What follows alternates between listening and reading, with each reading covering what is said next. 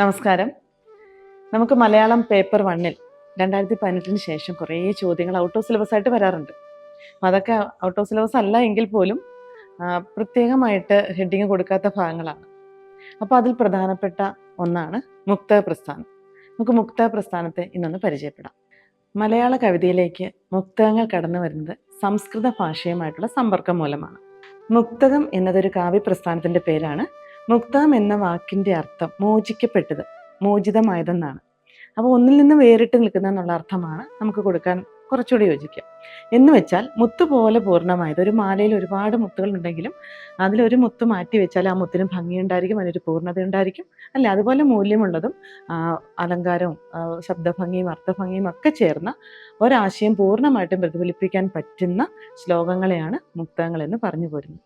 ഇതൊരുപാട് കാലം മുമ്പേ സാഹിത്യത്തിലുണ്ട്.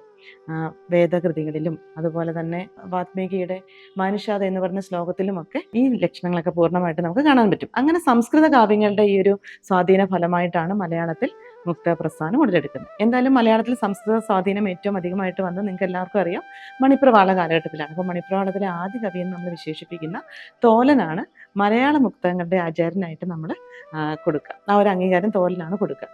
അപ്പോൾ അദ്ദേഹത്തിൻ്റെ അന്നത്തെ പോക്കി കുയിലത്തെ പാട്ടി തേനത്തെ വാക്കി തിലപുഷ്പമൂക്കി ദരിദ്ര ഇല്ലത്തെ യവാഗു പോലെ നീണ്ടിട്ടിരിക്കുന്ന അതിനദ്വൈത്തി എന്ന ശ്ലോകമൊക്കെ മുക്തകത്തിന് ഉദാഹരണമായിട്ട് പറയാം. അദ്ദേഹം കുറച്ച് ഹാസ്യങ്ങളൊക്കെ മലയാളത്തിലേക്ക് കൊണ്ടുവന്ന ആളാണെന്നൊക്കെ നിങ്ങൾക്കറിയാം. കുഞ്ചൻ നമ്പ്യാർക്ക് മുൻപേ ഹാസ്യം കൈകാര്യം ചെയ്ത ആളാണ്.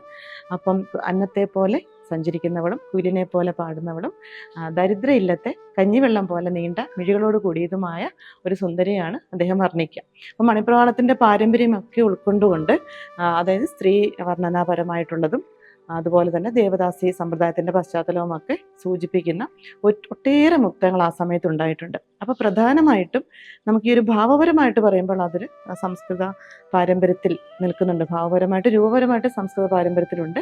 ഭാവപരമായിട്ട് മലയാളത്തിലെ ആദ്യകാല മുക്തങ്ങൾ മണിപ്രവാള കവിതയുടെ അടുത്ത് നിൽക്കുന്നു. ഇനി രൂപപരമായിട്ട് നോക്കുമ്പോൾ സംസ്കൃത വൃത്തങ്ങളിൽ തന്നെയായിരിക്കണം മുക്തങ്ങൾ രചിക്കണം എന്നതും നിർബന്ധമാണ്.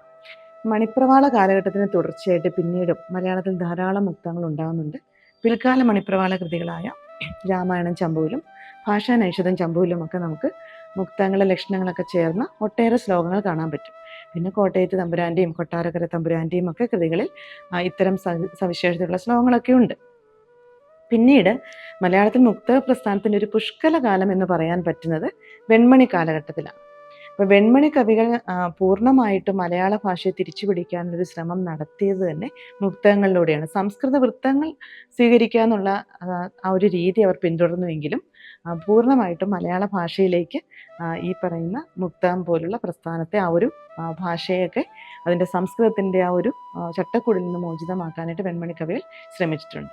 അപ്പോൾ പൂന്തോട്ട തച്ചനും ചേലപ്പറമ്പ് നമ്പൂതിരിയുമാണ് തങ്ങളുടെ മുക്തകങ്ങളിലൂടെ വെൺമണി പ്രസ്ഥാനത്തിന് ബീജാപാപം ചെയ്ത്. അതിൽ വളരെ പ്രസിദ്ധമാണ് ചേലപ്പറമ്പിൻ്റെയും പൂന്തോട്ടത്തിൻ്റെയും വെൺമണി അച്ഛൻ്റെയും മകൻ്റെയും ഒക്കെ മുക്തകങ്ങൾ.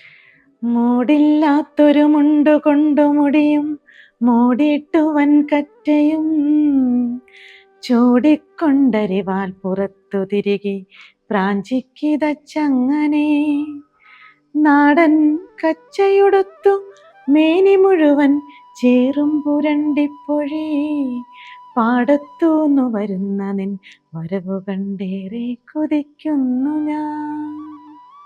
കൊയ്ത്തൊക്കെ കഴിഞ്ഞ് ഒരു സ്ത്രീ കറ്റയൊക്കെ ചുമന്നുകൊണ്ട് വരുന്ന മനോഹരമായ ചിത്രമാണ് നമ്മൾ ഈ പദ്യത്തിലൂടെ കേട്ടത് അല്ലേ. അത് കണ്ട് നായകന് ആരാധന തോന്നുന്നതും കാണാം.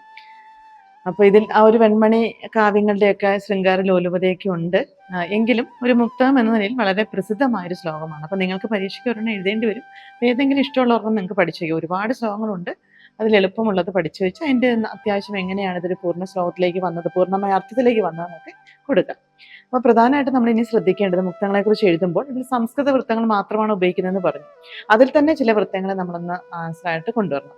ഒന്ന് വസന്തതിലകം, പിന്നീട് ശ്രദ്ധര, ശാർദൂല വിക്രീഡിതം, ഇതൊക്കെയാണ് പ്രധാനമായിട്ടും മുക്തങ്ങളിൽ ഉപയോഗിക്കുക. കുറച്ചൊക്കെ നീളമുണ്ട് അല്ലേ. അപ്പോൾ അത് ആ ഒരു വൃത്തങ്ങളും സ്വീകരിക്കുന്നതിന് ഇവർ ശ്രദ്ധിച്ചിരുന്നു എന്നൊക്കെ പറയാം.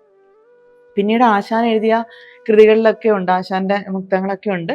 പക്ഷെ അത് പിന്നീട് ഇങ്ങനെ അപ്രസക്തമായി പോവുകയാണ് ചെയ്തത്. അതിന് കാരണം മറ്റൊന്നുമല്ല, ചങ്ങമ്പുഴയൊക്കെ വന്നതോടുകൂടി സംസ്കൃത വൃത്തങ്ങൾക്ക് പ്രസക്തി കുറഞ്ഞു. അപ്പോൾ സംസ്കൃത വൃത്തങ്ങൾ അല്ലാതെ ദ്രാവിഡ വൃത്തങ്ങൾ ചങ്ങമ്പുഴ ശ്ലോകങ്ങളൊക്കെ രചിച്ചിട്ടുണ്ടെങ്കിലും അവയൊന്നും അങ്ങനെ മുക്തങ്ങളായിട്ട് അംഗീകരിക്കാൻ പിന്നീട് ആരും കൂട്ടാക്കിയില്ല. അങ്ങനെയാണ് മലയാളത്തിൽ മുക്ത പ്രസ്ഥാനം അസ്തമിക്കുന്നത്. Come and join iLearn IAS and feel the difference.